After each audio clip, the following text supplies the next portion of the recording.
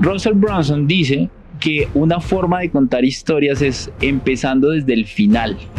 Ya van a ser 9 años que empezamos en esto y empecé a buscar formas de ganar dinero adicional. Yo subí en cuestión de un año a 3.500.000 más o menos. El doble de tu salario en un año. Sí, la gente suelta oro a cada rato y no se da cuenta. Entonces de pronto están alardeando, pero están soltando oro. ¿Cómo hicieron su riqueza? Si tú escuchas con atención, puedes encontrar oportunidades muy importantes. O sea, uno puede comer solteritas. Sí. ¿Cada cuánto? Cada que quiera. Tienes 31 años y estamos hablando de un patrimonio de más de $500,000, así como abuelo de pájaro mal contado. Tu disciplina financiera ha logrado que eso pase, pero para lograr esa disciplina financiera hay que tener principios y conceptos básicos. Tiempos difíciles crean hombres fuertes crean tiempos fáciles crean hombres débiles crean tiempos difíciles. Y yo podía recoger fácilmente 1.200.000 en esa época. El mínimo por esa época eran 800.000 pesos. Eso era un mundo de plata. Y si vos seguís gastando y aumentando tu estilo de vida, nunca te va a alcanzar. Yo quiero sacar un fajo de billetes y decirle a mis amigos, hoy invito yo. 33 millones de pesos. Y fui y compré la moto más cara que me alcanzó.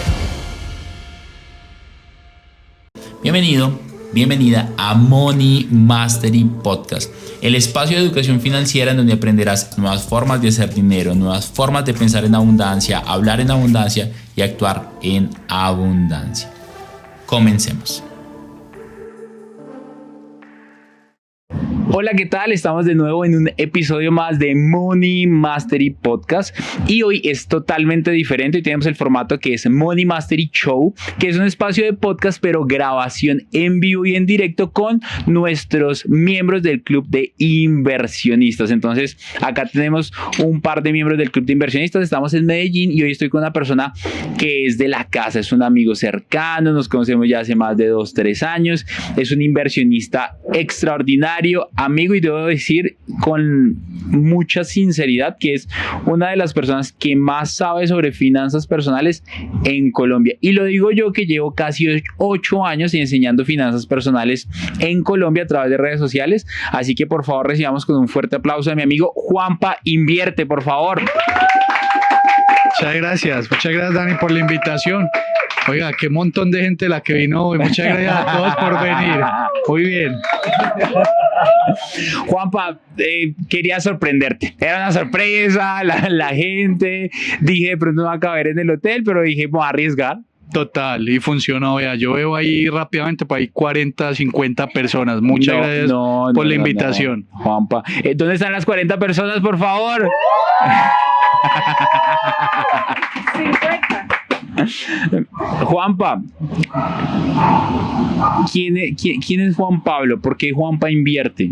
¿Por qué Juanpa invierte? Esa historia es bastante particular. Cuando yo empecé en redes, los que me siguen desde hace mucho tiempo, yo empecé como Somos Inverso y nos demandaron por el nombre. Esto se salió de control. Llegó un momento en que empezamos a crecer mucho y cuando éramos más o menos 15.000 personas por allá en noviembre de 2021, nos escribió un hotel que se llamaba Inverso en la ciudad de Medellín.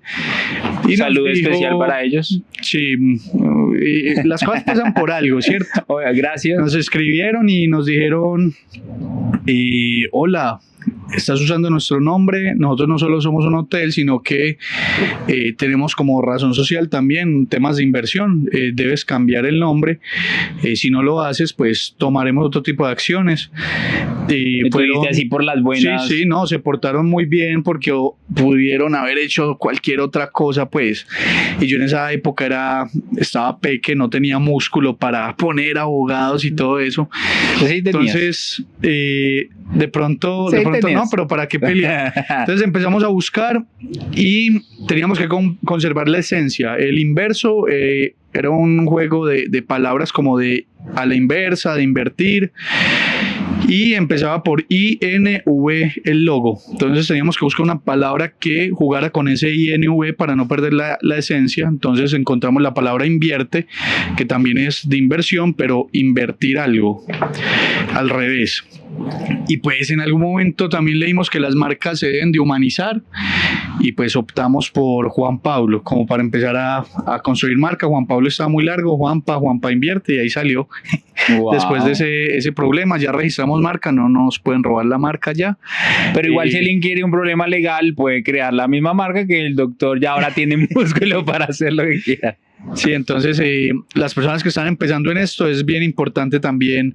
Uno cree que un proyecto naciente no se le va a salir de control y cuando menos pensás hizo boom y tenés un montón de problemas porque el cambio y transición de marca acarrea muchos temas de que te reconozcan, te distingan, entonces no es fácil el proceso de transición. Entonces lo logramos con éxito y pues hoy no tenemos problemas de ese estilo.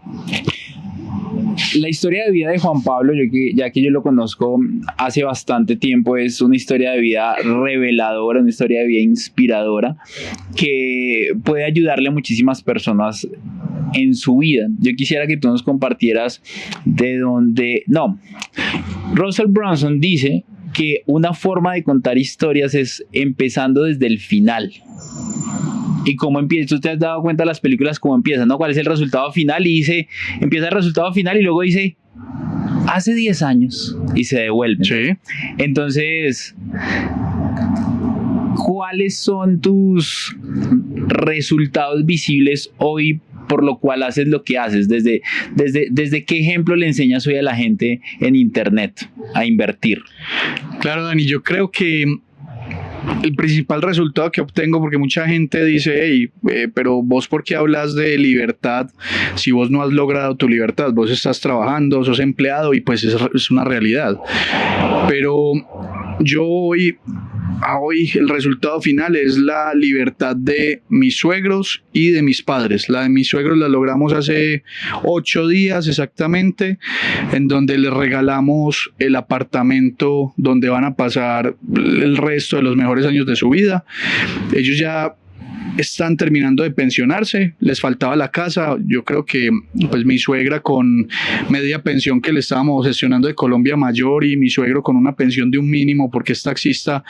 Yo creo que vivir en Colombia con 2 billones de pesos una pareja es complejo si tienen que pagar arriendo, ¿cierto? Entonces hay familias que les da, pero si nosotros faltamos, pareja y yo, pues en este momento nos vamos con la satisfacción del deber cumplido y tranquilos de que a mi mamá y a ellos nada les va a faltar, que ellos ya tienen su apartamento, que el apartamento está pago, que con esa pensión ellos solo se tienen que preocupar por el internet, servicios públicos, la comida y pues ya pasear si quieren hacerlo. Y mi mamá, que no alcanzó la pensión, tiene hoy pues 2 propiedades, una propiedad en donde vive y otra propiedad en renta. Entonces yo decidí priorizar nuestros seres queridos y darles la tranquilidad a ellos. Entonces digamos que yo en esto, ahorita en marzo, ya van a ser 9 años que empezamos en esto y en 9 años pues hemos logrado la libertad de 2 familias completas.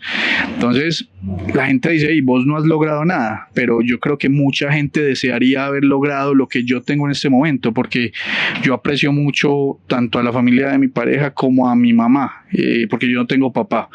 Entonces es la tranquilidad de el deber cumplido. Yo ya puedo estar tranquilo y sé que ellos, que son más vulnerables que yo porque ya son mayores, pueden vivir tranquilos. Y yo con mi pareja, que tenemos toda la vida todavía por delante, pues tenemos 31 años, creo que sí tenemos todavía mucha vida, espero yo. Esperamos. Tenemos mucho tiempo para construir lo que ellos no pudieron construir en sus 60, 65 años pues de vida que corren. Entonces ese es el resultado final a hoy. Eso no quiere decir que nosotros no tengamos nada. Nosotros a hoy tenemos propiedades. Un lote en borde de embalse en la zona de Peñol, Guatapé, donde pensamos construir a futuro, pero ya se compró, está en proceso de engorde. Tenemos inversiones aquí en Río Negro, tenemos inversiones en Itagüí, en Medellín, inversiones en Estados Unidos. Entonces digamos que sí hemos construido, pero pues la gente sabe que pagar propiedades de contado, pues ahí fácilmente si uno coge y vende esas 3 propiedades puede juntar 1.000 millones de pesos. Entonces es patrimonio que nosotros enterramos porque eso no va a generar rentabilidad hasta que ellos falten, pero es un patrimonio que nosotros decidimos de forma consciente que era lo que debíamos de hacer, que lo debíamos enterrar y sembrar para que ellos lo puedan cultivar y cosechar si a nosotros nos llegase a pasar algo. Pero no siempre fue así, ¿cierto? Si yo me empiezo a remitir... Espérate, chiquito. no me pediste el final de la historia. Espérate, Listo. Espérate, porque ahí quiero empezar a contextualizar un poco más.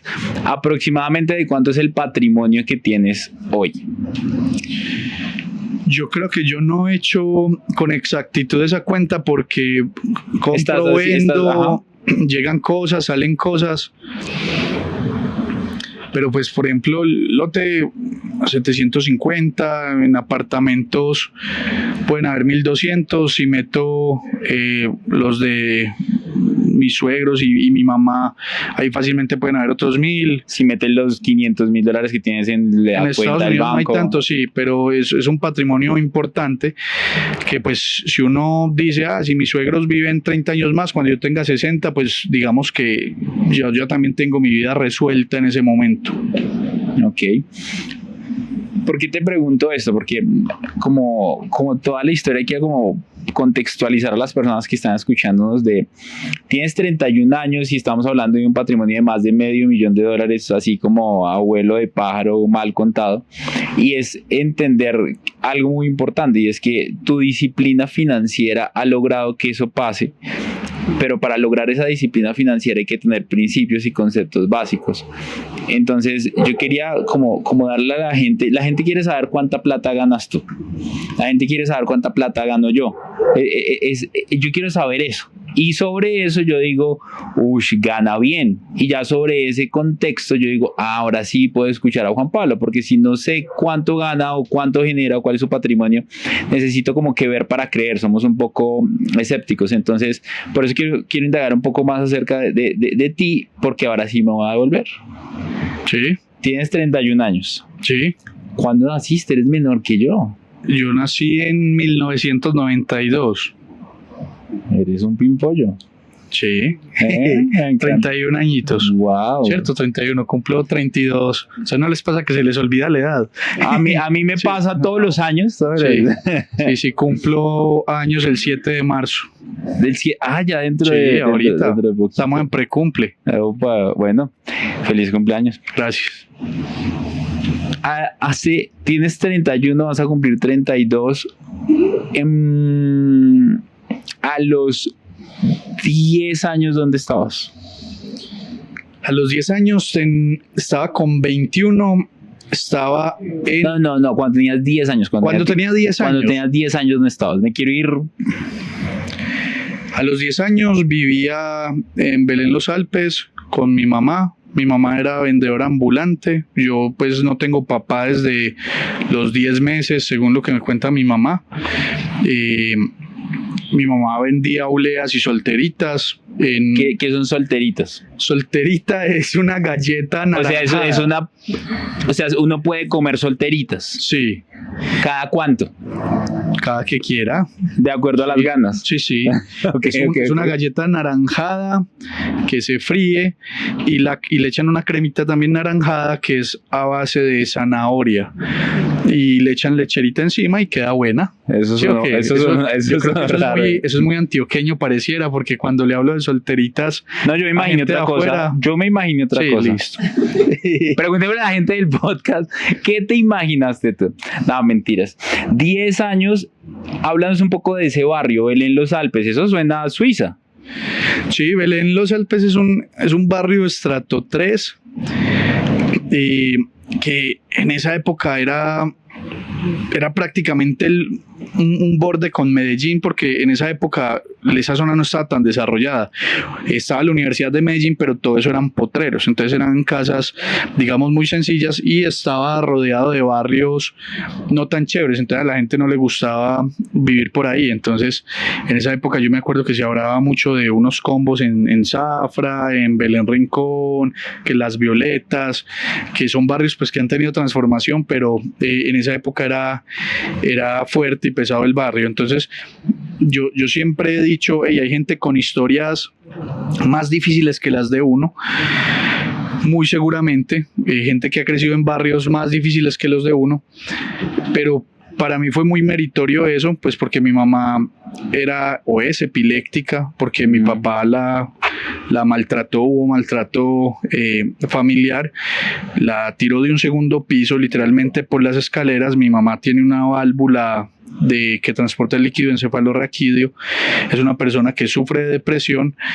y fuera de eso pues tiene baja visión, ella no ve tan bien porque por tratarle la enfermedad le dieron una medicina que se llama cloroquina y es una medicina con un componente muy tóxico que le hizo perder el campo visual. Entonces es como si ella viera aquí todo el tiempo una sombra al frente. Entonces es muy meritorio también pues para ella sacar a alguien adelante sola. Juanpa, te pregunté dónde estabas a los 10 años porque las creencias, y esto es para todos los que tienen hijos, las creencias más arraigadas que tienen los niños se crean de los 2 a los 12 años. ¿Eso qué quiere decir? Que si usted tiene hijos de los 2 a los 12 años, usted le va a instalar creencias a él que el pelado o la pelada no va a saber que tiene, pero que le va a arreglar la vida o se la va a joder. Con base a esto, ¿quién de los que está acá tiene hijos? ¿Qué edades? 8. 19. 19, ya está jodido. Ya, ese no hay que hacerle. Nico, 11. Te queda un año. A ti te quedan 4. No está jodido. Tiene que trabajar en otras cosas que igual todos no conocíamos esta información antes.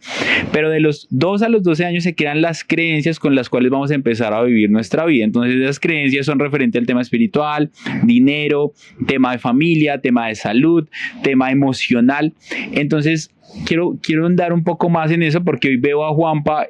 Y hoy estábamos almorzando con mi novia, contigo y con tu novia, y estábamos hablando y mi novia te preguntaba ¿cómo carajos haces para organizar el tiempo con tu agenda de trabajo? Porque eres un empleado súper exitoso, tienes inversiones y aparte ahora creas contenido y le enseñas a las personas. Entonces, ¿cómo carajos haces para organizar tanto tiempo? ¿Cuál es la mentalidad de Juan Pablo hoy para lograr ese tipo de cosas, tener 2 o 3 fuentes de ingresos porque tienes tu empleo, tienes inversiones y ahora aparte le enseñas a las personas y generas otra fuente de ingresos adicional a todas las inversiones? Entonces, es bien interesante y tú dijiste la clave está en la agenda. Sin embargo, ¿cómo carajos llegas a tener una mentalidad para tener tantas cosas, generar de diferentes fuentes de ingresos y al mismo tiempo empezar a crear un éxito que para muchos está muy alejado? Entonces, ¿cómo fue tu niñez? Yo creo que yo conté con mucha suerte porque mi mamá nunca le dio susto trabajar, a pesar de que ella era enferma. A mí me tocó muchas veces que yo estaba en la calle y mi mamá convulsionaba y caía al piso. Y para ella eso nunca fue una excusa o un limitante. A mí lastimosamente en redes mucha gente me escribe y me dice, Juan, ¿cómo hago para comprar una casa? Porque soy madre cabeza de familia, no tengo esposo y tengo 3 hijos y anteponen un montón de problemas antes de hacer la pregunta, como si eso fuera algún impedimento, una limitante adicional. ¿Por qué soy así de fuerte? Porque es que mi mamá nunca tuvo una excusa. Mi mamá convulsionaba y al otro día estaba despierta dándole. Entonces mi mamá sábados y domingos iba para el parque a vender las obleas y las solteritas y en semana vendía tostadas en la iglesia. Entonces iba a la salida de misa de 6, de 7 y de 8 todas las mañanas y se paraba la salida del atrio a decir 20 tostadas por 2.000, 20 tostadas por 2.000 y la gente le compraba y ya por la tarde cogía un catálogo de Avon, de Jambal y salía a buscársela todo el tiempo. Entonces mi mamá nunca tuvo excusas y cuando hacía falta algo adicional en la casa, ella cogía el fin de semana y hacía un sancocho en olla en leña y vendía el plato de sancocho a 5.000 pesos y con eso lograba ajustar para el mercado. Entonces, ella nunca se puso excusas para hacer absolutamente nada en su vida. Y hoy que soy más grande y es una parte muy fuerte, siempre que me acuerdo me dan ganas de llorar. Y es que ella a veces me decía que no tenía hambre, y pues no era que no tenía hambre, era que a veces no había nada que comer, pero yo no me daba cuenta porque, marica, yo lo tenía todo. Mi mamá me lo daba todo siempre, en todo momento, todo dentro de sus posibilidades. Es decir, yo nunca exigí porque sabía que había que trabajar por las cosas, entonces a mí nunca me dio pena trabajar. ¿Y en qué trabajaste? No, yo hice de todo, yo cargaba mercados Pero como a los 10 años. chiquito, yo cargaba mercados en el edificio porque no había ascensor donde vivíamos y tenía 5 pisos, entonces yo cargaba mercados y la gente le daba a uno platica.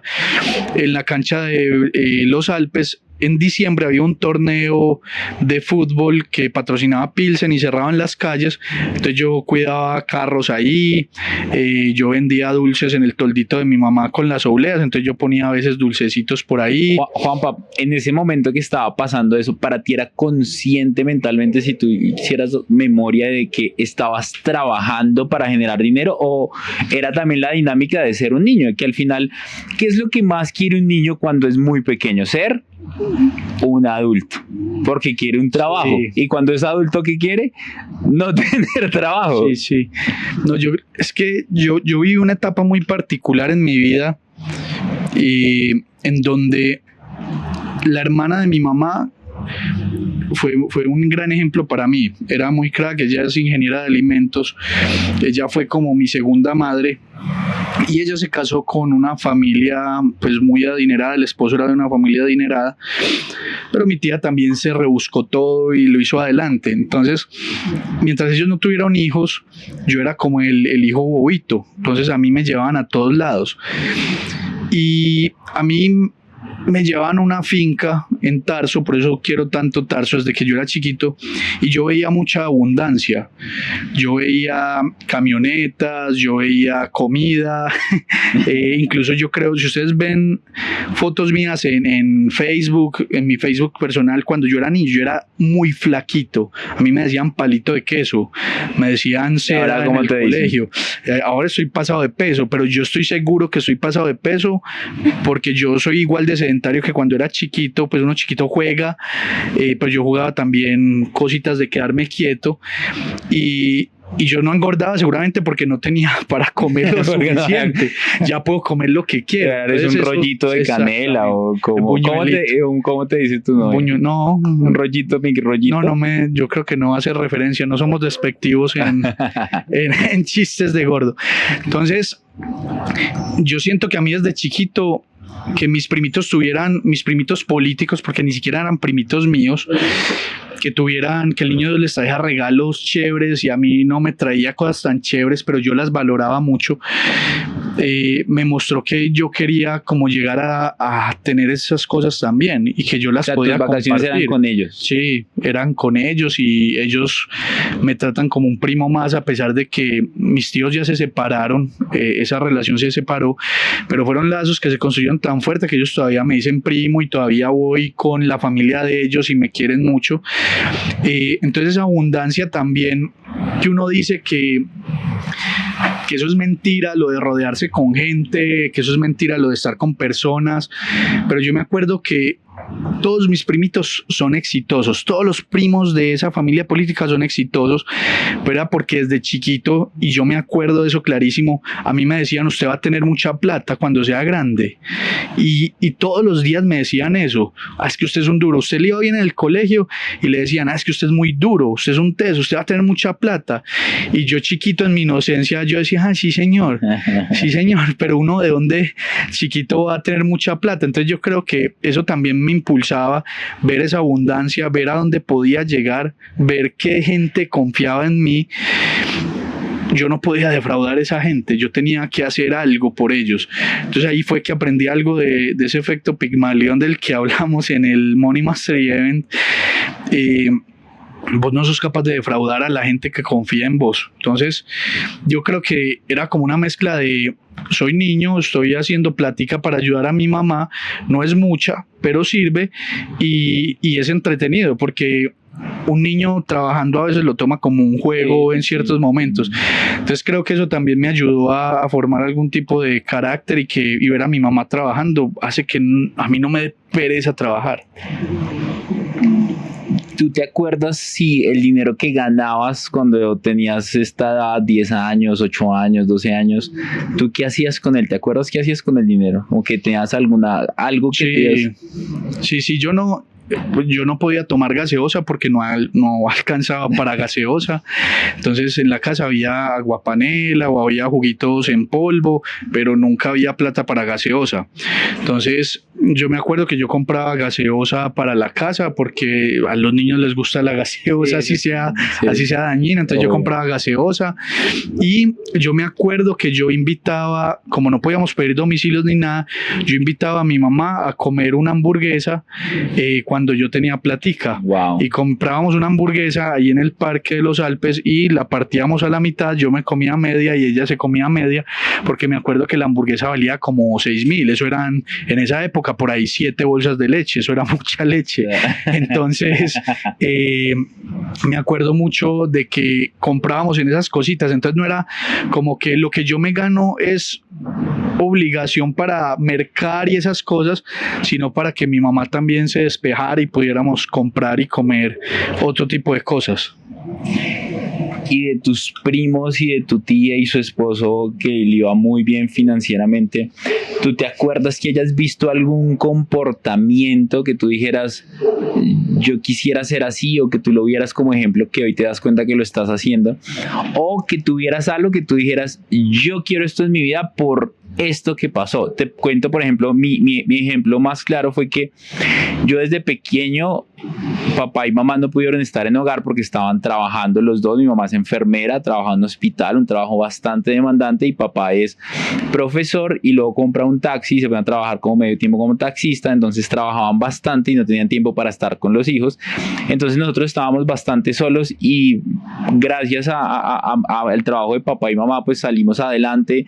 Nunca fuimos hijos de vicios, tampoco es que haya pasado muchas cosas como extraordinarias, pero sí teníamos mucho tiempo para ver televisión, porque como familia promedio teníamos para ver televisión. Y yo me acuerdo que yo me vi unas 10 veces la película de Ricky Ricón. Y te juro que esa película yo la veía y yo decía, yo quiero sacar un fajo de billetes y decirle a mis amigos, hoy invito yo, y que no importe cuánto vale, porque yo me acuerdo que nosotros vivíamos los 5, somos papá y mamá y 3 hermanos, vivíamos en un cuarto muy pequeño los 5 y siempre había comida, pero no sabíamos las carencias de papá y mamá. Y mamá tenía una historia de vida muy interesante, donde habían días en los que su almuerzo, su comida y su cena era una leche con un bocadillo. Entonces mi mamá se culpa un montón porque cree que a raíz de eso yo nací con una deficiencia para crear glóbulos rojos y me dio una vaina como una anemia ahí súper densa y casi muero cuando era bebé. Entonces mi mamá se culpa bastante por eso. Y a raíz de todo eso nace como una falta para mí, que lo conecto con el tema de la película, una falta de capacidad económica en mi familia que yo siento que necesito sanar. Y esa es la razón muy grande de por qué hago lo que hago, porque en mi casa había mucha carencia al principio y para mí se volvió un propósito. Y en este podcast siempre le digo a la gente, escuche 90 podcasts en 90 días y cuando llegue el día 91 si aplica lo que ha pasado en cada podcast con cada invitado, dése cuenta si los va a seguir, dése cuenta qué pasa en su vida y se va a dar cuenta que pasan cosas maravillosas si toma en práctica y toma acción. Entonces esa carencia de que yo no tenía dinero, que vivía en una familia que tenía muchas limitaciones, conectándolo con ver una película 10 veces, yo dije, yo quiero esa vida, yo quiero tener un McDonald's en mi casa, porque el McDonald's significaba que cuando íbamos a McDonald's había plata y la cajita feliz nosotros nos llevaban cada 20.000 años, pero cuando íbamos estábamos rompiéndola. ¿Te acuerdas de algo que ha pasado con tus tíos o algo que ha pasado con mamá que tú dijeras esto me empujó a hacer lo que hago hoy, a ser organizado con mi dinero, porque tú eres una máquina del orden. Sí, yo creo que lo que más generó ese cambio era el ejemplo que yo veía en esa familia política pues que yo tenía. Ver todo lo que ellos podían lograr hacer, cómo ellos podían pues tener viajes, podían tener juguetes caros y pues a mí, insisto, a mí no me faltó nada porque mi mamá hizo un esfuerzo muy grande. Nada de necesidad básica. Así es, pero yo no podía tener cosas caras. Entonces, para mí era claro de que si yo iba a luchar por alguien era para que mi mamá estuviera tranquila, y en ese momento yo no sé si era bueno o era malo. Yo pensaba, si yo llego a tener hijos, que mis hijos no les llegue a faltar nada. Eso es discutible, puede que darles todo genere problemas. Por ahí hay una frase, un dicho que dice que tiempos difíciles crean hombres fuertes crean tiempos fáciles crean hombres débiles crean tiempos difíciles. Entonces, Qué buena frase. sí, entonces si uno, a mí me tocaron tiempos difíciles, forjaron un hombre fuerte. Si yo tengo hijos y se los pongo todo en bandeja de plata, seguramente la van a ver muy sencilla y puede que no tengan la misma actitud frente a ciertos tipos de situaciones o temas de vida que les pueda pasar. Juanpa, mamá decía una frase, y sigues con lo tuyo, mamá decía una frase muy seguido que decía: a los hijos hay que criarlos con un poquito de hambre y un poquito de frío, para que no se les olvide que tienen que valorar cuando hay calor y cuando hay comida, y que cuando no haya, se acuerden que también tienen que guardar calor para cuando hay frío y guardar comida para cuando no hay. Es muy bravo y no nos enseñan eso. Total, así es. Incluso yo creo, yo no quiero tener hijos, no. Mañana de pronto amaneces es diferente. Sí, pero pues lo hemos hablado mucho y no queremos tener hijos, y sentimos que el principal anticonceptivo que vemos es cuando vamos a un centro comercial y los niños son haciendo pataleta y que no se les puede reprender ni ser estrictos o rígidos con ellos. No se trata pues tampoco de darle correa, porque a mí correa sí que me dieron mucha. Darle en la jeta, Sí, a los niños. total. Ya escucho, papá, dele en la... pero sí ser estrictos y pues hacer ese tipo de cosas. 7 días sin comer. No, no mentiras. Encerrarlo en la habitación y le tiras pan por la ventanita. Pero sí, hey, está bien que todos tenemos habilidades diferentes y ya son pensamientos muy, muy personales que pueden ser polémicos, pero hey, un niño lo único que tiene que hacer es que le vaya bien en el colegio, es lo mínimo que debería de hacer. Entonces, hey, sentate a estudiar, trata de sacarlo adelante, trata de ser juicioso, por lo menos responsable. Puede que falles, porque uno falla. Yo no era la lumbrera más grande en la universidad ni en el colegio, yo era un estudiante promedio, pero era disciplinado, y cuando yo me creía algo lo logré, pues por eso me gané. Yo estudié en EAFIT becado y yo no era el más inteligente del salón, pero tenía mucha determinación y yo decidí ganarme una beca, y pues fui todo un año dándole a punta de disciplina y me fue muchísimo mejor que a todos los estudiantes del colegio. Y en la universidad yo también perdí materias, pero las perdía, no sé si de forma consciente, sino que ya mentalmente no me daba, pero había que darle y trabajar, y pues a punta también de esfuerzo se mejoró promedio y también estuve becado en India. Entonces, y ese tipo de cosas donde somos flexibles en algunos momentos pueden estar generando algún tipo de daño también en un hijo. Y hablo desde lo que yo veo, porque yo quiero mucho a los niños. Yo con mis primitos, los primos míos que ya están grandes y tuvieron hijos, entonces ya son mis primitos políticos, yo soy para arriba y para abajo con ellos y disfruto mucho los niños. Y ahí como que dices, como que debería tener un peladito. Me gustan cuando no están llorando ni haciendo pataleta. Puede que yo también sea muy débil en ese aspecto. Qué mediocre Juan Pablo, que no es capaz de crear un hijo y someterlo a lo que le toca vivir a un padre hoy en día con tanta exposición a redes, a internet, a televisión. Entonces habrá gente que dice, muy miedoso Juan Pablo que no es capaz con eso. Entonces siento que si yo fuera padre me daría pesar del niño, entonces mejor no. Qué pobres esos niños. No, mentiras, espero que no. Y creo que no tiene que ver con me daría pesar de hacerlo, sino creo que es crear el mundo en donde quisiera que mis hijos crecieran, y creo que pues al final lo estás haciendo. Me gustaría que resumieras cómo fue tu paso por el colegio, luego la universidad becado, luego te vas a India, luego empiezas a trabajar en una casa de desarrollo de software y luego logras un cargo ejecutivo que te permite un nivel de vida totalmente diferente. Resúmenos eso en 30 segundos, o sea, como dinos qué pasó en cada uno, como si tuvieras que darme un resumen ejecutivo de tus logros académicos y profesionales para llegar al punto de las inversiones. Sí, efecto Pigmalión, es decir, vos vas a tener mucha plata todos los días, siempre que me vaya con ellos, vos vas a tener mucha plata, vos vas a ser exitoso, a vos te va a ir muy bien en la vida. Pero tú no entendías. Yo no entendía eso, yo me vine a dar cuenta de eso hace unos meses en Coaching Mastery, donde un estudiante, yo les contaba esta historia, alguien me dijo, hey, eso es efecto Pigmalión, eso que te aplicaron a vos en su máxima expresión, todo el tiempo te lo reforzaron de que te iba a ir bien en la vida, y cuando alguien cree tanto en vos, prácticamente eso se vuelve realidad, claramente dando pasos y haciendo esfuerzos, pero yo tenía tanto miedo de decepcionar a la gente que yo tenía que lograr las cosas. Entonces ICFES, todo un año juicioso en grado 11 con un pre-ICFES, dándole todos los fines de semana, juicioso. Me acuerdo en el examen de ICFES, yo soy hincha de Medellín, jugaba Medellín Nacional, y todo el mundo salió desesperado para ver el partido. Medellín llevaba como 9 fechas sin ganar, como siempre.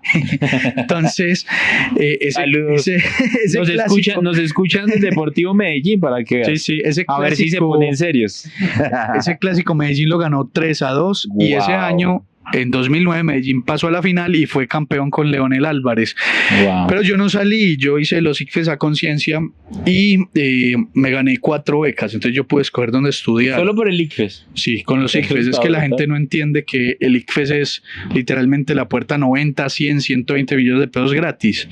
Entonces, un esfuerzo de un año me entregó mi primer montón de plata en especie. Y la beca fue muy interesante, la que yo escogí, porque me dieron computador, me dieron ropa, útiles, me daban plata mensual, me daban 400.000 pesos, era la beca de la Andy. Y pude estudiar en la universidad que yo quería, que era EAFIT, Ingeniería de Sistemas. Determinación, yo quería salir del país, yo nunca había salido del país. ¿Cómo me voy del país a estudiar? Una beca para India, llené papeles, yo no sabía hablar inglés, tenía que hablar inglés, y por ahí dicen que un bobo cariado mata a la mama.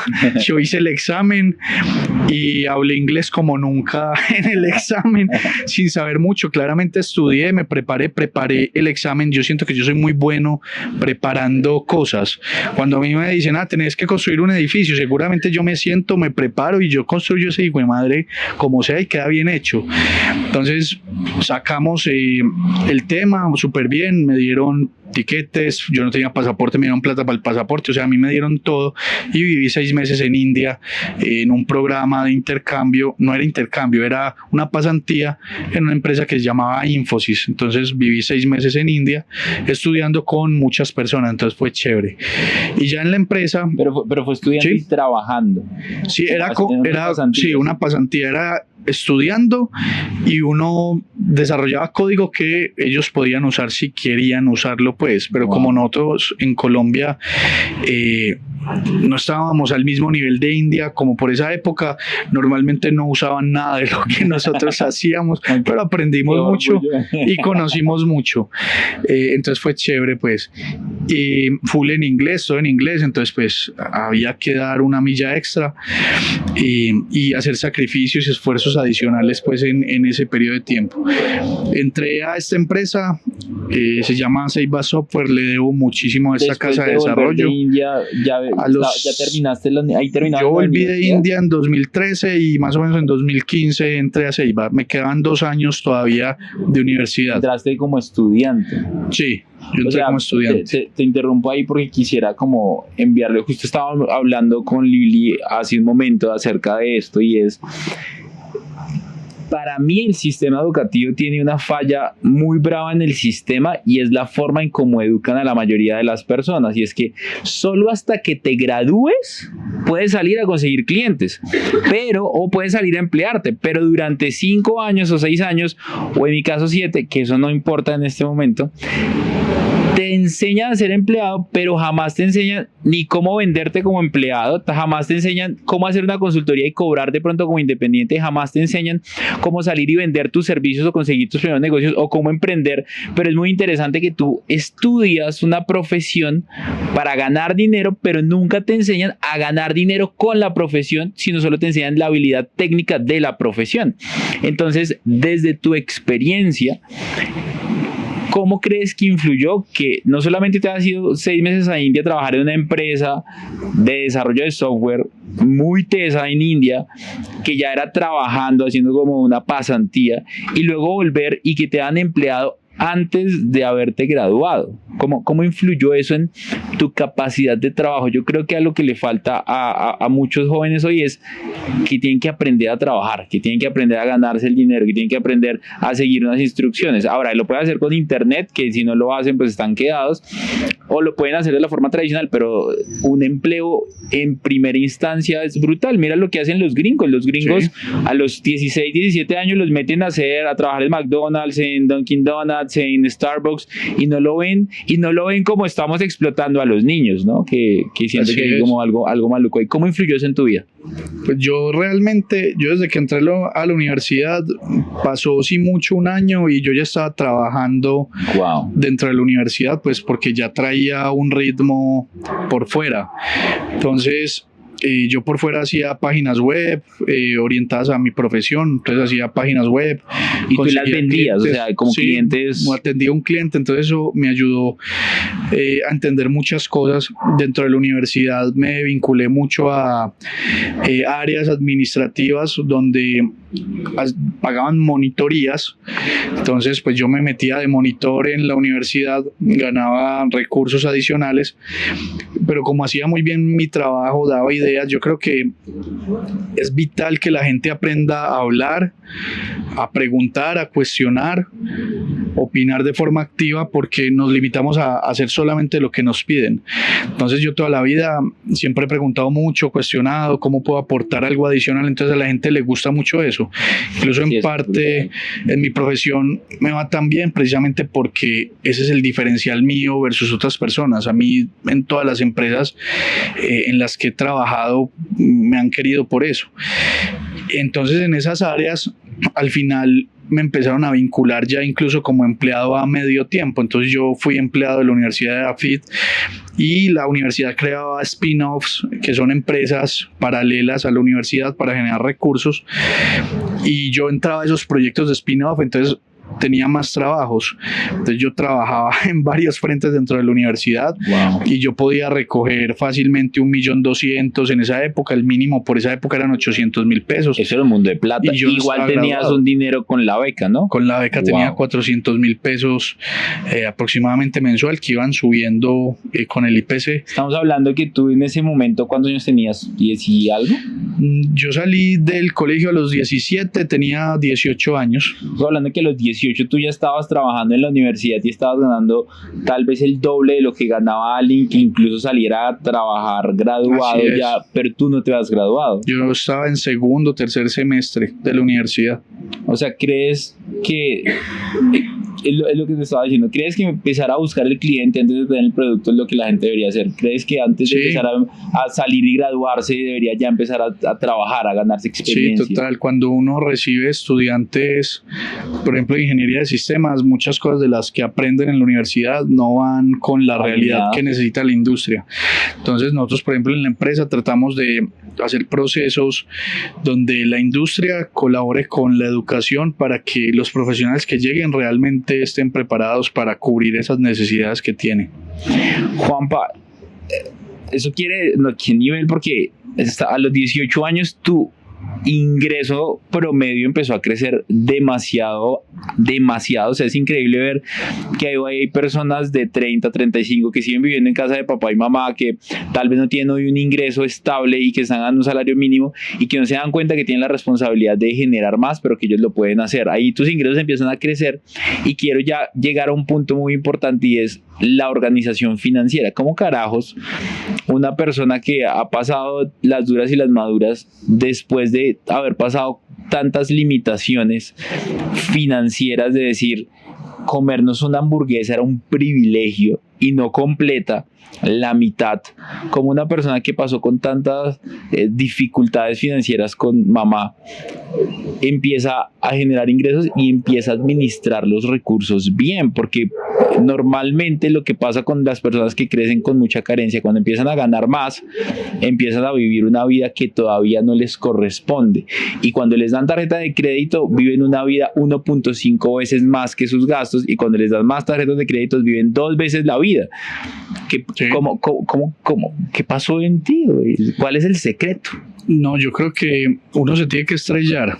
Precisamente a mí me pasó exactamente eso. Eso no lo conocía yo. Sí, yo he contado que yo me equivoqué y la primera gran compra que hice, por ejemplo, cuando entré a trabajar fue una moto. Yo siempre había querido una moto. ¿La que tenemos ahorita? No, una... ¿Otra? Sí, pero era BMW pues también. Yo siempre había querido una moto y pues yo nunca pude tener una moto. Yo tenía una bicicleta y le ponía un vasito para que sonara. Entonces, la primera compra que yo hice cuando me dejaron en la empresa ya full salario a término indefinido que los bancos me prestan, me acuerdo que teníamos convenios de libranza y yo me fui para la vivienda. Me acuerdo que me prestaron 33 millones de pesos. Compré la moto más cara que me alcanzó de segunda, entonces me alcanzó para una BMW. La más cara, o sea, no que dijiste, me alcanzó. la más cara. Sí, yo quería una moto la grande. más cara, dijiste. Sí, o sea, eso fue lo que dijiste, la más cara. Era la más cara que me alcanzaba a mí. No, claro, no, sí, pero fuiste con el objetivo, claro. Lo que, mejor dicho, así me toca pedir prestado para el seguro, para el registro. Yo no quería una Pulsar, yo quería una moto. Entonces compré una BMW G650 GS modelo 2014 negra. Wow. Empezó a llegar la deuda y pues me di cuenta que uno por emoción comete muchos errores. Me di cuenta que me hacía falta pues el casco, la chaqueta, que la moto tiene que hacerle mantenimientos uno, que el mantenimiento de la moto BM es costoso. Entonces ese tipo de cosas me llevaron como a cometer esas equivocaciones en algún momento, y pues yo tenía que seguir el ritmo de vida yo estudiaba en EAFIT. EAFIT, para los que no saben, pues es una universidad, voy a decir, una de las más caras de Medellín. Pues no es barata, es costosa. Entonces pues mis amigos salían, pues yo tenía que salir. Entonces tratar de llevar una vida que yo no podía llevar, que estaba subiendo demasiado rápido, y pues que iba a caer como coco tarde o temprano, ¿cierto? Entonces en el trabajo yo me empecé a esforzar más, empecé a buscar formas de ganar dinero adicional, y pues yo era ingeniero de sistemas, lo estaba haciendo muy bien. Entonces a mí en el trabajo me empezaron a subir el salario. Entonces yo entré con 1.800.000, luego pasamos a 2.500.000, luego a 3 millones, luego a 3.500.000. Yo subí en cuestión de un año a 3.500.000 más o menos. El doble de tu salario en un año. Sí, haciéndolo muy bien. Es una ventaja también de mi profesión. Mi profesión la pagan muy bien. Y me di cuenta, y fue revelador para mí, porque mi jefe en ese momento, David Espinal, me dijo, hey, por más que yo te suba el salario, si vos seguís gastando y aumentando tu estilo de vida, nunca te va a alcanzar. Tu jefe te dijo. Sí, entonces vos lo haces bien, seguramente yo te voy a seguir subiendo el salario, pero hey, mira a ver qué vas a hacer con esta plata Qué nueva. buena recomendación. Entonces para mí fue revelador y creo que me ayudaron a poner el freno de mano rápido, a darme cuenta del error que estaba cometiendo. Entonces lo que hice fue tratar de pagar las deudas que tenía lo más rápido posible para apretar. Y en ese momento yo no quería vender la moto, entonces la moto solo lo usaba para pasear. Entonces yo me empecé a ir en bicicleta al trabajo. Entonces me iba en bicicleta al trabajo y ganaba 3.500.000. Entonces ahí empecé a buscar inversiones y ahí fue que llegué a los bienes raíces, porque pasé por trading, pasé por opciones binarias, pasé por que montar empresa con los de la universidad y no funcionó. Entonces hicimos varias cosas, nada funcionó y alguien me dijo, hey, yo estoy pagando una casa, mira todo lo que se ha valorizado, y uno la paga a cuotas. Entonces yo dije, ve, ese modelo está chévere. Pues no entendía mucho, me di cuenta que del concepto de apalancamiento, y yo ese fin de semana me fui con mi mamá en la moto a buscar un apartamento y me tiré al vacío sin mucho conocimiento. Di con un asesor que para mí fue la persona que se llama Luis, la persona que me abrió el camino en bienes raíces, porque me reveló muchos secretos. Él, con la intención de vender, me enseñó muchas cosas. Entonces me decía, hey, ojo con la cesión de derechos, la puedes ceder, yo después te ayudo a venderlos, porque él manejaba como un esquema que no es permitido hoy en día en las constructoras, donde te ayudaba a comprar el proyecto en primeras listas de precios. Esos proyectos estaban en lanzamiento y cuando él cumplía como que su hito, su meta, le empezaba a uno a ayudar a vender. Entonces él liquidaba un proyecto y se iba con todos sus inversionistas para otro, vendía 50, 60 unidades y empezaba a vender lo de los inversionistas, y eso no se puede hacer hoy en día en una constructora. Entonces él me mostró que yo podía acomodar los planes de pago, me mostró cómo pedir el descuento. Entonces me dijo, mira, si compras dos, yo te doy el descuento de sobre por referido, yo me gestiono eso, no te preocupes. Entonces él me enseñó muchas cosas ahí en 2 horas que nos sentamos en sala de ventas. Entonces yo pensé, yo gano 3,5 millones. Yo toda la vida he vivido con 200, 300 mil pesos que se hacía mi mamá en obleas y solteritas y cositas. Pues nosotros con 500,000 pesos vivimos. Entonces compré 3 apartamentos y pagaba 1 millón en uno, 1 millón en otro y 1 millón en otro. En el mismo edificio. En el mismo edificio, todo en la misma canasta. Sí, ok, yo me eché la bendición. Yo he sido muy atravesado con eso. Yo soy muy testarudo, pero determinado. Bruto, pero decidido. Sí, total. Y yo sabía el riesgo que corría, porque él me dijo, hey, tenemos que cederlos antes de escrituración porque a vos no te van a prestar para 3. Ya yo me eché la bendición, me encomendé a Dios. Mi mamá estaba ahí y me dijo, ¿usted sabe qué está haciendo? Mire a ver. Y yo firmé, compré 3 y se me apareció la Virgen y cedí 2. Wow. Entonces con esos 2 pagué y me di cuenta, uy, esto está buenísimo. Esta es la salida a lo que necesitamos. Entonces ahí fue donde empezó a crecer el tema de bienes raíces, y pues ha sido un proceso lento, porque uno con bienes raíces no se hace rico de la noche a la mañana. El proceso pues ya va para 9 años, pero ha sido bastante revelador, y pues si te das cuenta pasé por los mismos errores que todo el mundo pasa, pero me dieron un sacudón a tiempo, y yo siento que yo tengo una habilidad que mucha gente no tiene, y es escuchar, y es gracias a el hermano de mi tío político, la familia política. Yo era chofer de él, a mí nunca me dio pena hacer nada. Entonces a mí me sacaron el pase a los 16 años, ellos me lo pagaron para que yo les choferiara. Genial. Entonces yo era el conductor elegido y me daban platica. Entonces él me llevaba a comidas con personas muy importantes y me decía, él no me dejaba en el carro, sino que me decía, bájese conmigo, haga silencio y escuche cómo se hacen los negocios. Entonces yo desde eso aprendí a escuchar. Cuando alguien habla mucho, yo lo escucho todo el tiempo y yo depuro lo que me sirve a mí y lo que no me sirve, pues le digo, ah, sí señor, y lo omito y ya, pero siempre de alguien trato de traer para mí lo que es importante. Entonces el trabajo y mi tío me han enseñado mucho a escuchar y a entender otros puntos de vista. La gente suelta oro a cada rato y no se da cuenta. Entonces de pronto están alardeando, pero están soltando oro. ¿Cómo hicieron su riqueza? Si tú escuchas con atención, puedes encontrar oportunidades muy importantes. Entonces eso me ayudó mucho a escuchar. Entonces soy determinado y escucho para ver en dónde puedo aplicar eso que escuché. 9 años para construir el patrimonio que tienes. Sin embargo, hoy, gracias a ser tan buen oyente, has empezado a encontrar hacks para hackear el sistema y lograr eso en mucho menos tiempo, ¿verdad? Sí. ¿Cuál sería ese primer hack, ese primer consejo para hackear el sistema que te pondría en una ruta de una pensión más temprana?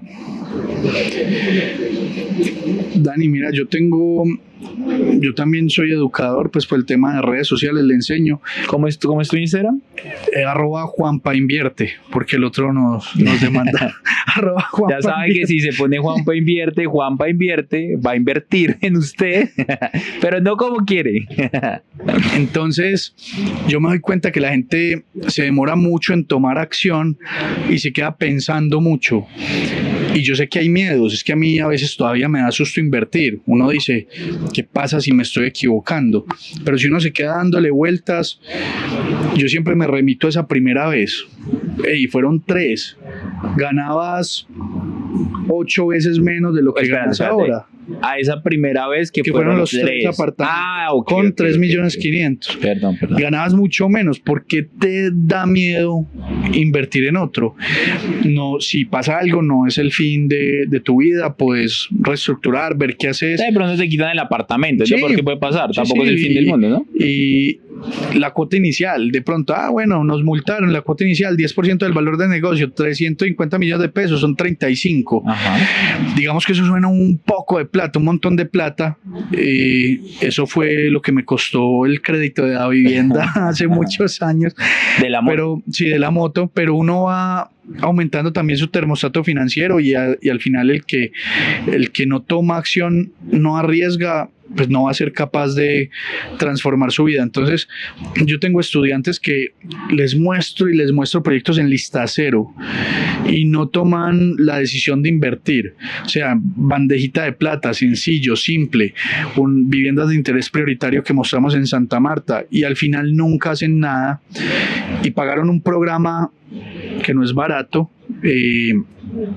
para formarse conmigo y nunca lo aprovechan, no aprovechan nunca ese paso, nunca dan ese paso. Entonces yo creo que el primer hack es tomar acción, entendiendo que no vas a poder tener control absoluto de todas las variables, es imposible, porque yo tampoco he sido capaz de controlar todas las variables, pero tenés que lanzarte con la información responsable que lograste analizar, recuperar y entender. Si vos sentís que estás cómodo con eso, a pesar de tener miedo, tenés que hacerlo. Eso es lo primero, ¿cierto? Lo segundo es entender que no te vas a hacer rico de la noche a la mañana. Esto lleva un proceso y hay gente que se equivoca y por eso es que los tumban o los estafan, porque caen en las pirámides.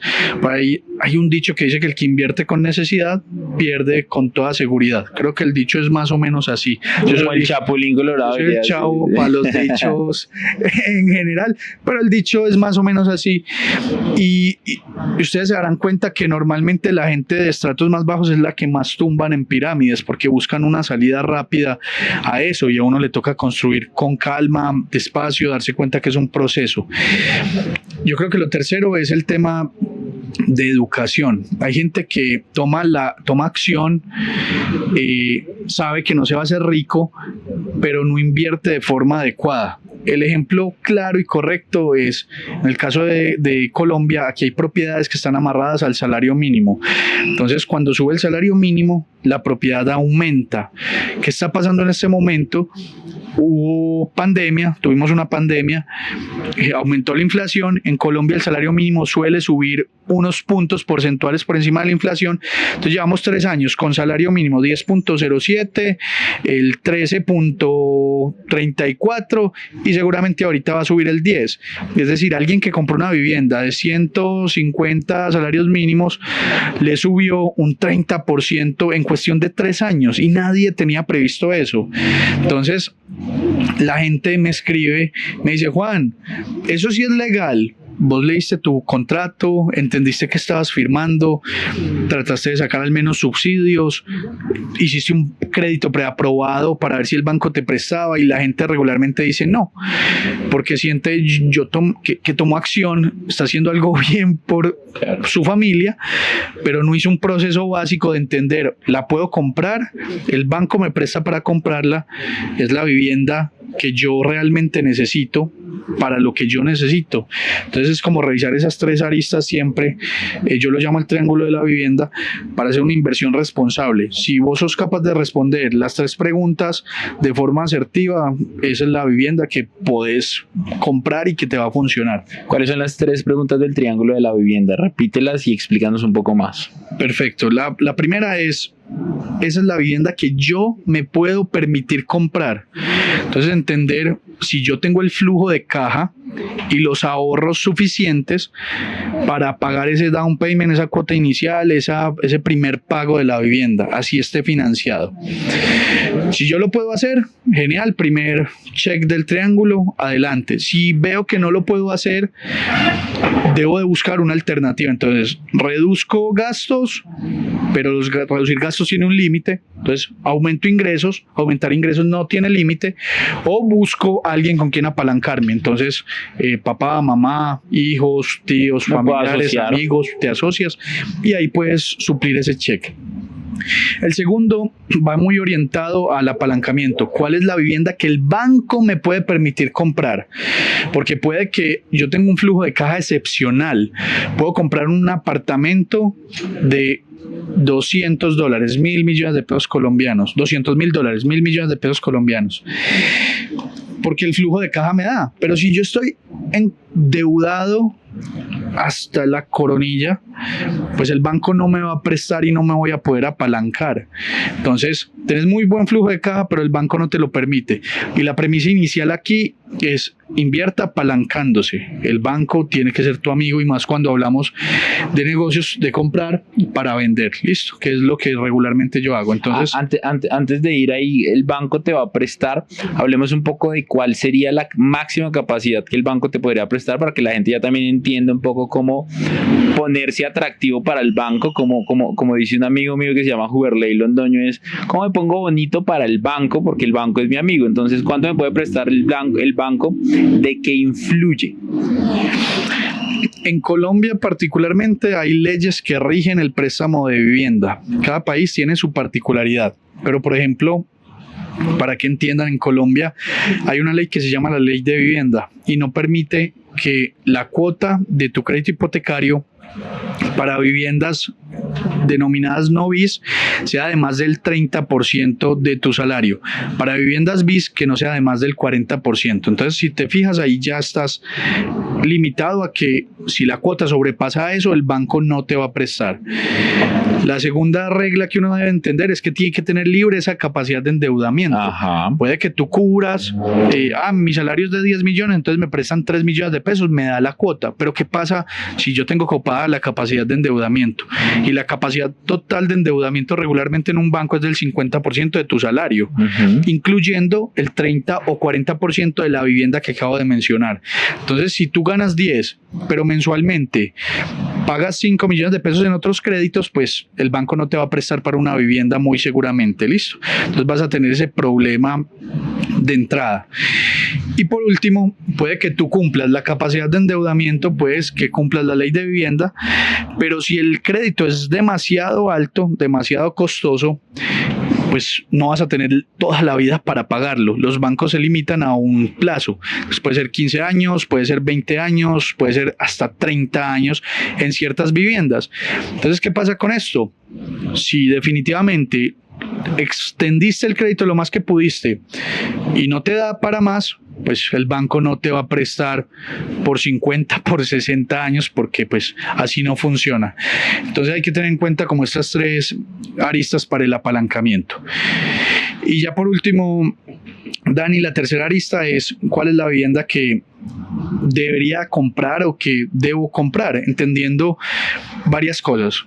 Los bienes raíces son muy útiles porque tienen para todos los gustos, todos los colores, todos los sabores. Hay inversiones para perfiles de riesgo bajo, hay inversiones para perfiles de riesgo alto, hay inversiones para gente que necesita flujo de caja, hay inversiones para gente que necesita capitalizar, hay inversiones para gente que tiene plata, hay inversiones para gente que tiene ahorros, hay inversiones para gente que tiene flujo de caja.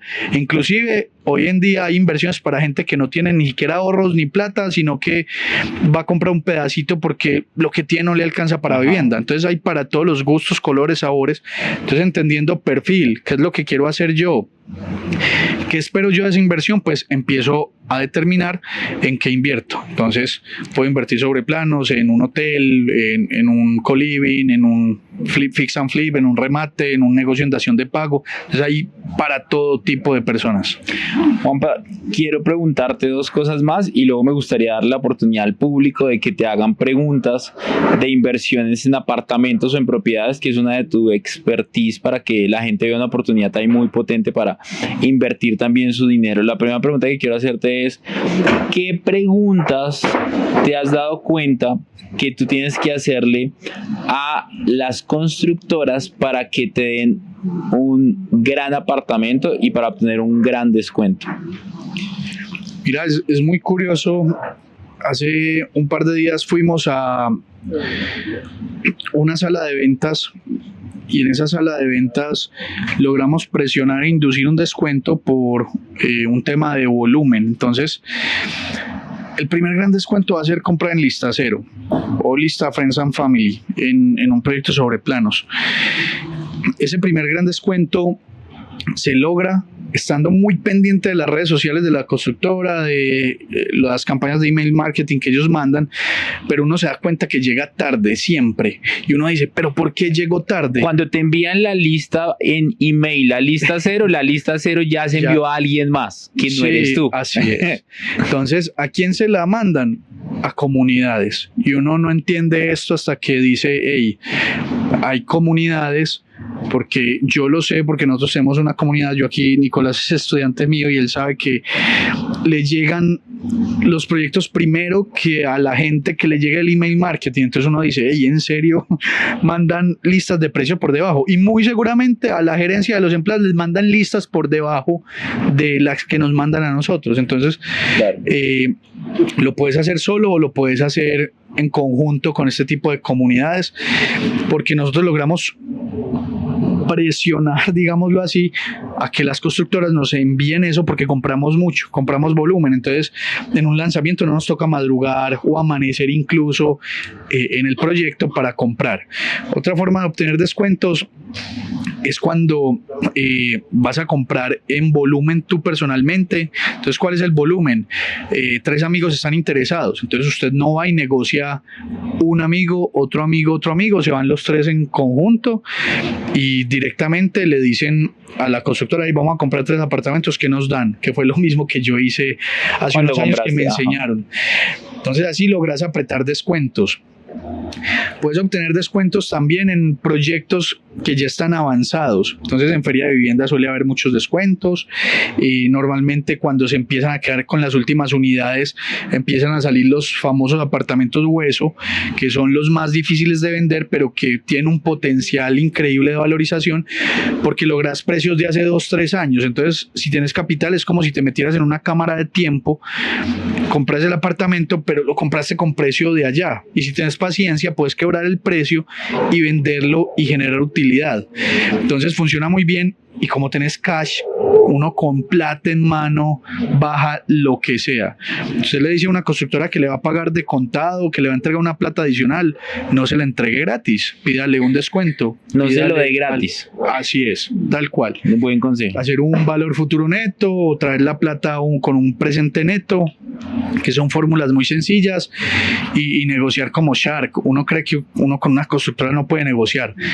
Hoy en día está más complejo negociar por el tema de costos de los materiales, pero están con tanto stock que ya están empezando a aflojar cada vez más. Entonces, ejemplo, ahorita estuvimos en el proyecto en Bogotá, lanzaron la torre en noviembre, torre 2, y nosotros logramos, negociando un descuento, devolvernos en listas, e inclusive quedamos más bajos que los últimos apartamentos de torre 1, que regularmente la primera torre que se entrega tiene valores a presente, la segunda torre tiene valores a futuro. Entonces, como es un valor a futuro, pues el precio va a estar más alto. Entonces nos bajamos acá y nos bajamos acá. ¿Por qué? Porque íbamos con plata en mano, íbamos con volumen, íbamos como comunidad, entonces logramos descuentos más importantes y más interesantes. Entonces la gente dice, Juan, es que yo no tengo plata para entrar a una comunidad, porque el precio de una comunidad puede ir desde los 4 millones de pesos hasta los 12 millones de pesos, pero no se imaginan el nivel de descuentos. O sea, con una inversión ganas, que hagan, se ahorran todo y no cometen errores, no cometen tantos errores. Que un error en bienes raíces, la mera multa es el 10% del valor del proyecto. Si es un apartamento de 300 millones de pesos, son 30 millones de pesos. Entonces ahorras mucho dinero en ese aspecto, y yo pertenezco a muchas comunidades y no me canso de aprender. Entonces, en todas las comunidades de bienes raíces, pues yo estoy. Entonces la gente dirá, ay, ¿para qué te metiste a la de Daniel, por ejemplo? Porque yo estoy en tu comunidad también. Uno siempre aprende algo nuevo. Claro. Entonces con el profe Luis Carlos hemos aprendido cosas también que uno dice, uy, está chévere. Y él seguramente también ha aprendido cosas cuando comparte conmigo. Entonces uno nunca se cansa de aprender y escuchar. Y la última pregunta es, ¿cuáles son las 3 preguntas que uno debería hacerle a una constructora? Y luego quiero que el público ya prepare sus preguntas, que vamos a responder 3 preguntas del público y Catherine los va a enfocar y todo. Súper chévere. Yo creo que la primera pregunta es si tiene fiducia de principio a fin. Para mí eso es vital entender, porque da una protección a los recursos que estás aportando. La segunda, para el negocio que yo aplico, es si permiten cesión de derechos del encargo fiduciario. Esa tiene una pregunta implícita, que es cuál es el valor de esa cesión y si puedo ceder a cualquier persona. Para la cesión tiene un costo adicional. Sí, pero vos lo puedes negociar. El precio mínimo es medio salario mínimo en Colombia, pero hay constructoras que cobran el 1, el 1.5, el 3, el 10 del valor del negocio. Entonces la gente no entiende que esas cosas se pueden negociar, y yo las negocio todo el tiempo, y lo hemos hecho en vivo con estudiantes para que se den cuenta que sí pueden lograr ese tipo de cosas. Y la tercera pregunta es entender en qué etapa del proyecto están, en qué lista de precios están. Para mí esas serían las 3 preguntas más importantes, porque puede que por afán esté llegando tarde a ese proyecto. Y yo tengo algo muy claro: yo no puedo luchar contra la ilusión de una familia que quiere vivir ahí porque es para vivir. Entonces ahí es caso perdido. Compre ahí porque es lo que vos soñás, revisa si te da económicamente, pero como inversión, si llegaste tarde, es mejor buscar o esperar otra oportunidad, porque una compra de un proyecto inmobiliario, bajita la mano, dura 3 años. Entonces, si compras mal comprado, seguramente vas a obtener rentabilidad, pero no la rentabilidad óptima que podrías tener en otra oportunidad que empiece en lista cero. Entonces, esas serían las 3. Bueno, cool. Un gran aplauso a Juanpa Invierte, por favor. Gracias. Ahora voy a invitar al público. Catherine ya está listando la cámara vamos a responder 3 preguntas que el público tenga acá para hacerle a Juan Pablo. Listo. Bueno, primero que todo, Juanpa, agradecerte. Realmente cuando estabas contando la historia, prácticamente yo creo que me va a tocar es demandarte, porque es muy parecida a muchas cosas que yo hacía, entonces pero no, también muy bonito lo que has hecho con tu madre y con tu familia. Y bueno, acá con la pregunta, pues la pregunta es un tanto curiosa, entonces ahí para que estés preparado. Y es que, por ejemplo, si yo hoy tomo a Juanpa, no a Juanpa invierte, a Juanpa, le quito todo su capital, le quito todo su patrimonio, le hago cirugía plástica para que nadie lo reconozca, le cambio todos los documentos de tal manera que Juanpa tiene que volver a empezar, pero le dejo todo lo que sabe Juanpa, o sea, Juanpa se queda con todo su conocimiento. ¿Cómo volvería Juanpa? Primero que todo a recuperar obviamente todo lo que ya había conseguido y seguir. ¿Me quedo con mi trabajo en Ceiba o me sacan de Ceiba también? No te reconocen también, pero listo. te quedas con tu conocimiento de ingeniero de sistema. Hemos dicho, todo tu conocimiento lo puedes conservar, pero nadie te va a reconocer. Sí.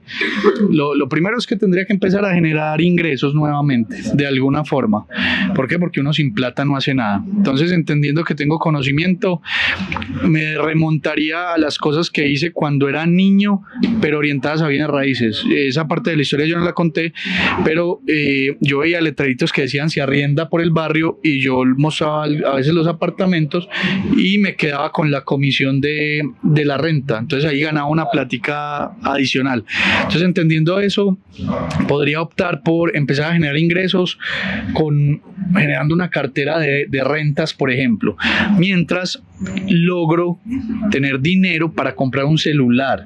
Listo, porque no tengo nada, me quitaste todo. Te quité el celular. Para comprar un celular, listo, estoy entendiendo que estoy viviendo en algún lado, pues, porque es súper triste. No, debajo. Para comprar un celular. Con ese celular, entendiendo que tengo todo el conocimiento, haría marketing digital como un loco.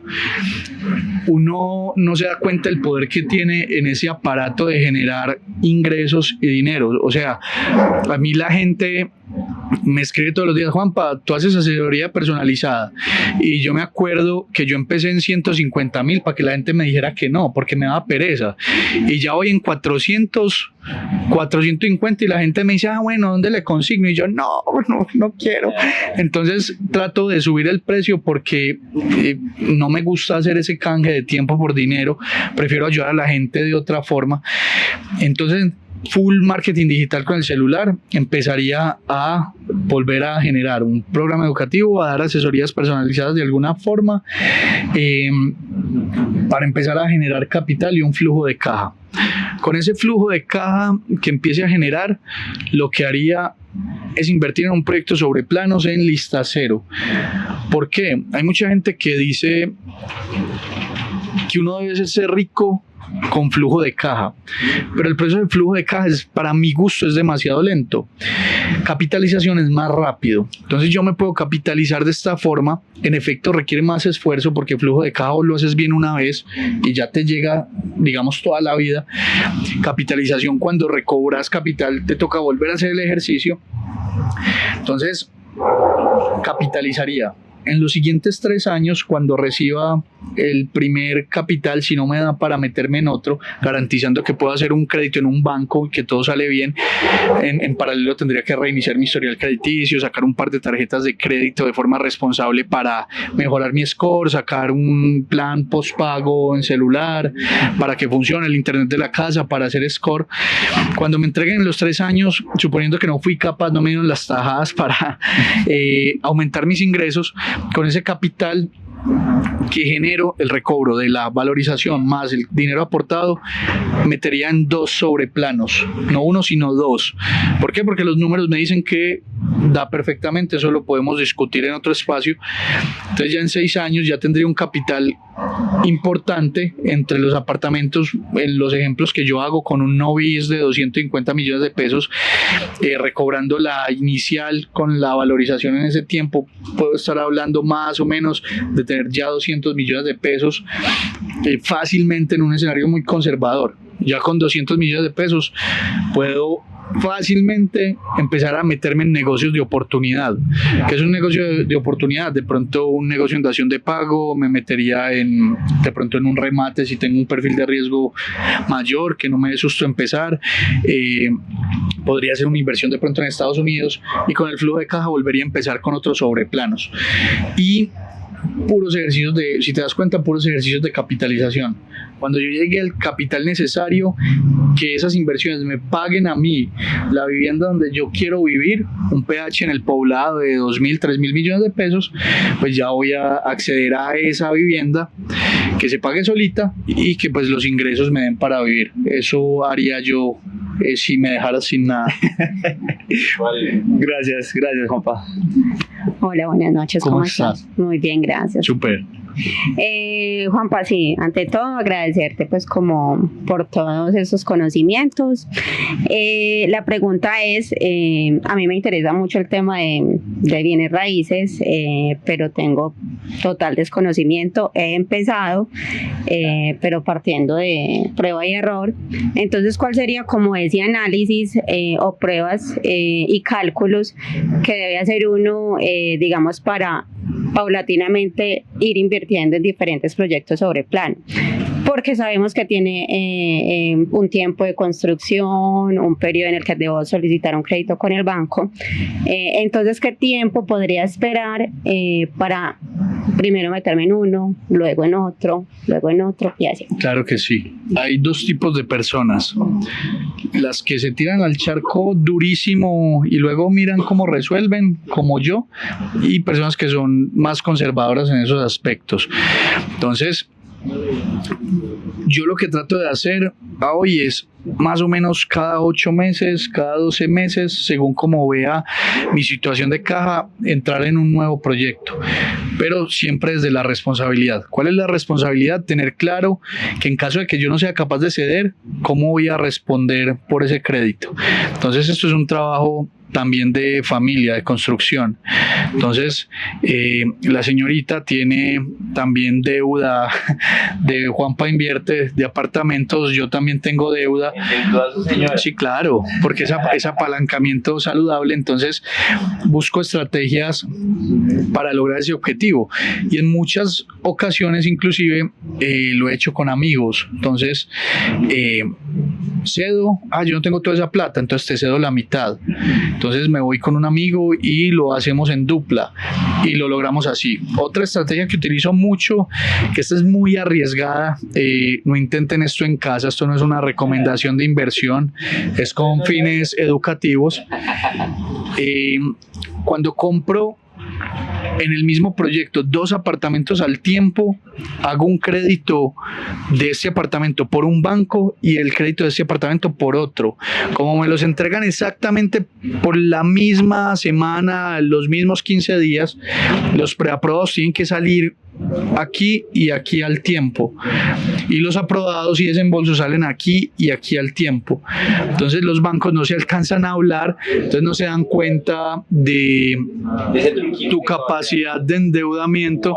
Entonces, como no se hablan, vos te topeteas y ya desembolsaron y eso ya está escriturado, ya no hay nada que hacer. Esto se tiene que hacer como entendiendo que tenés que ser capaz de pagar los 2 créditos. Ese truco me sirve porque justo en este momento estoy con 2 apartamentos en el mismo proyecto y con la misma fecha de entrega. Listo. Entonces yo lo he hecho. Entonces ¿qué hice? Bancolombia y Colpatria. Yo grabé, eso fue hace relativamente poco, el año pasado, yo grabé esa semana las historias donde mostraba el martes firmando en Colpatria y el jueves firmando en Bancolombia, y no se alcanzaron a hablar, y desde esa época ningún banco me prestaba más plata, pero funcionó. ¿Lo acabaste de hacer hace poco? Hace el año pasado, sí. ¿Grabaste y hablaste en historias? con bancos? Sí. Uy, eso sí, incluso miedo al diablo. Incluso yo puedo mostrar los 2 extractos con fechas de desembolso igual. Ya un apartamento lo vendí, pero ahí radica pues el ejercicio. Yo compré en lista cero, entonces tenía mucho margen de maniobra. Entonces la competencia estaba vendiendo en 350, 380, pero yo tenía mejor precio, 330, porque compré en lista cero. Tenía mejor ubicación porque fui de los primeros en escoger, y no es por nada, pero a mí los acabados me quedan una belleza. Entonces es mucho valor agregado, entonces la gente siempre se decanta por los inmuebles que yo compro. Entonces, esas 3 estrategias: apaláncate con tu familia, apaláncate con los amigos y apaláncate con los bancos de forma extrema. Sí. Pero igual. No, quédate ahí por si acaso. Es que quedas bien. O sea, lo que acabas de decir con el tema de los bancos fue que te desembolsaran el crédito, o no tuviste que llegar a esa instancia. Sí, claro, los 2 me desembolsaron porque no fui capaz de ceder. Entonces, era 2 apartamentos en el mismo proyecto y a mí la capacidad de endeudamiento no me daba porque tengo más deudas buenas de más apartamentos. Entonces, claro, sí. desembolso acá la misma semana. Wow. Y no se alcanzan a hablar. Brutal. ¿Alguna otra pregunta, Vane? Quería saber sobre el tema de cesión de derechos. Sí, digamos que se debe estudiar o tener en cuenta para saber si se podía, pues si es rentable poder ceder los derechos de un apartamento. La cesión de derechos es rentable siempre y cuando hayas preguntado cuál es el valor de la cesión, siempre y cuando entiendas que si tú la vendes te ahorras una plata, si te la ayuda a vender un agente inmobiliario te va a cobrar el 3% del valor total del apartamento, no del valor de la cesión. Si tuviste esto en cuenta en tus números y seguramente compraste en lista cero, vas a tener un margen muy importante. ¿Por qué lo digo? Nosotros tenemos proyectos, hace poco hicimos una revisión, Bantué en La Estrella, el precio del precio original en lista cero a hoy, que ha pasado 1 año y un par de meses, ha sido 80 millones de pesos. Si los estudiantes que invirtieron ahí particularmente quieren ceder, se pueden dar el lujo de compartir 40 millones de pesos de valorización, de pagar el costo de la cesión, que ellos negociaron un salario mínimo para el momento de la cesión, en este momento sería 1.300.000, y fácilmente de pagar 9 millones de pesos de un agente inmobiliario, porque el proyecto vale como 350 millones de pesos, entonces da como 10 millones y medio más o menos, y aún así se van a echar al bolsillo como 30 millones de pesos, y en estos 15 meses han dado 30 millones de pesos. Entonces, ¿a quién no le gustaría ganarse 30 con 30? Es una tasa efectiva anual muy alta. Entonces, si lo haces bien, funciona muy bien. Si compras en el momento que no es listas de precio muy avanzadas, si no consideras la negociación de la cesión, puedes estar cometiendo un error que seguramente te va a afectar y te va a desmotivar mucho, y vas a decir, esto tampoco es para mí, y te vas a ir por otra inversión sabiendo que aquí ya estás construyendo algo. Muchas gracias. Wow. Bueno, buenas noches. Hola. Liliana Tobón. Muchas gracias, Dani, por el espacio, también Juanpa. Bueno, mi pregunta es, ya nos has hablado como de una situación que tuviste y que aprendiste mucho de ella, ¿cierto? Me gustaría saber, adicional a esa, ¿qué otros 3 errores has cometido así de metida de pata brutal que vos decís, esa situación jamás en mi vida la vuelvo, o sea, me voy a cuidar de eso porque al perro no lo capan 2 veces? Sí, yo tengo un ebook, porque los errores es más fácil destacarlos que los logros. Pensé que ibas a decir, a mí sí me han capado. Sí, total. El ebook tiene 5 errores y creo que le faltan varios, porque uno le gusta aprender como en carne propia.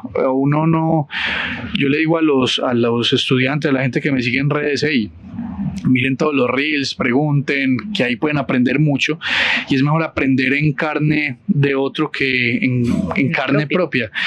En el Money Mastery Event dijeron que me olvidó el dicho, que una persona inteligente es la que aprende de sus errores, un sabio es una persona que aprende de los errores de los otros. Y esa frase me gustó mucho porque aplica perfectamente. Entonces, 3 errores rápidos. El primero es no leer lo que estás firmando. La gente firma y cree que como ya está escrito ahí, eso no se puede negociar. Y yo he hecho cambiar documentos o poner otros sís para añadir información al documento. todo tiene que quedar por escrito. Los contratos están saliendo y dicen claramente, este contrato anula cualquier otro acuerdo previo de forma verbal, escrita, por correo, y esta es la versión final. Entonces hay que leer y entender lo que estamos firmando en todo momento para no meter las patas. El segundo error, creo que no fue un error porque de pura suerte me salió. Yo no sabía que era una fiducia y por cosas de la vida compramos en un proyecto que se llamaba Antares por Loreto, un proyecto de vivienda de interés prioritario, y por cosas de la vida el proyecto tenía fiducia de principio a fin y la constructora se toteó, no construyeron las 2 torres y nos devolvieron la plata. Ese error, sustos que dan gusto, pues, porque nos devolvieron la plata con rendimientos. Entonces ahí aprendí a la berraca que era una fiducia. Y el último error es que a mí me gusta mucho hacer mis remodelaciones. ¿Por qué? Porque puedo cambiar el apartamento como yo quiera, lo hago más bonito y más barato que la constructora. Y yo tengo un script para que no me tumben. Y cuando uno se salta sus propias reglas, es que comete el error y lo tumban. Y pues hace poquito, el año pasado, a comienzo del año, en enero, realmente fue en diciembre que me tumbaron, del año antepasado, contraté una persona que yo no conocía, porque yo mismo me puse la excusa. Yo dije, no, esto aquí en Río Negro, el trabajador que me trabaja, que va a subir hasta acá, busquemos a alguien por acá. Entonces conseguí un desconocido, me mostró unos apartamentos ahí en el edificio. Después me di cuenta que él no los había terminado, sino que eran apartamentos que la constructora había entregado terminados. Entonces no me salté ciertas partes del script. Yo compré los materiales, yo le entregaba los materiales poco a poco. Yo veía que al man le rendía un montón, se ganó mi confianza y llegó diciembre con sus afanes y el man me dijo, hey, acuérdate que ahorita en enero suben los costos de todo. ¿Qué te parece si compramos la madera de una vez? Yo le dije, pues sí, no veo fallas en su lógica. Maderita, vení, ¿por qué no mandamos a cortar de una vez las cabinas del baño? No veo fallas en tu lógica. Vení, ¿por qué no vamos comprando los inodoros, la línea blanca, pues en general de la cocina, mandamos a cortar el mármol de una vez? Sí, claro, hagámosle, para pisar todo eso. Entregué como 13 millones de pesos en total y el man no volvió nunca con la plata. Él me dijo que yo todavía lo tengo en WhatsApp y él todavía me responde porque él me dice que me va a pagar, pero pues no me ha pagado. Nos dimos cuenta que estafó más o menos 45 personas ahí en ese sector de Río Negro. A mí fue el que menos me tumbaron y me da mucho pesar porque, pues digamos, 13 sí era mucha plata, pero yo tengo de dónde reponer. Pero había familias que habían depositado todos sus sueños ahí, habían entregado 40 millones de pesos de una. Entonces, aquí hay 2 reflexiones: no te saltes tus propias reglas, que si las definiste es por algo, no caigas en eso. Y la segunda es que cuando tengas un trabajador, trabaja siempre a pospago, no a prepago. Cuando él termine le pagas. Es que yo no trabajo así, me tiene que pagar, dar un adelantico. Yo no trabajo así, busco a alguien que sí trabaje así.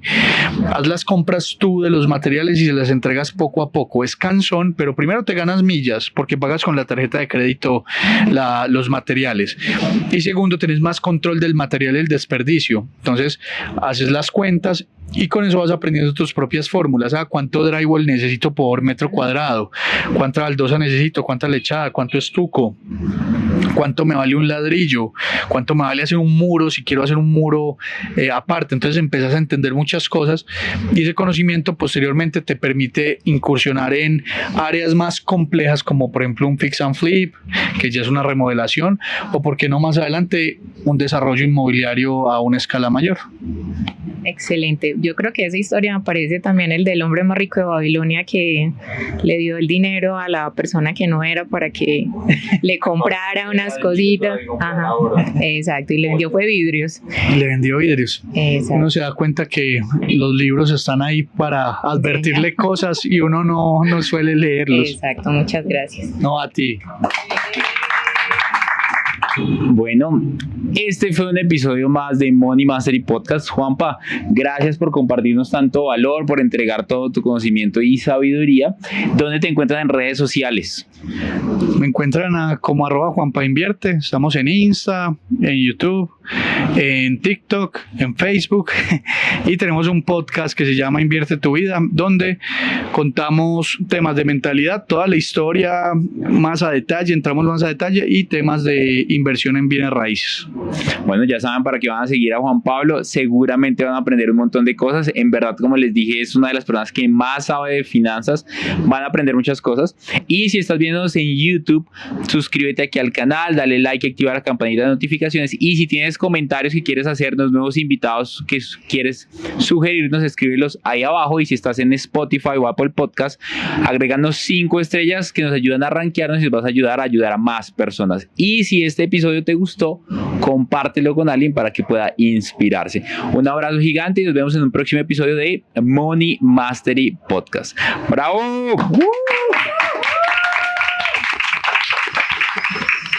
Excelente. Vale. Un abrazo enorme. Comprométete a escuchar 1 o 2 podcasts de estos diarios y te prometo que tu libertad financiera va a estar a la vuelta de la esquina. Si no la tienes, y si ya la tienes, vas a crecer a otro nivel financiero con ayuda de este podcast. Gracias por permitirme inspirarte. Te espero en un nuevo episodio de Money Mastery Podcast.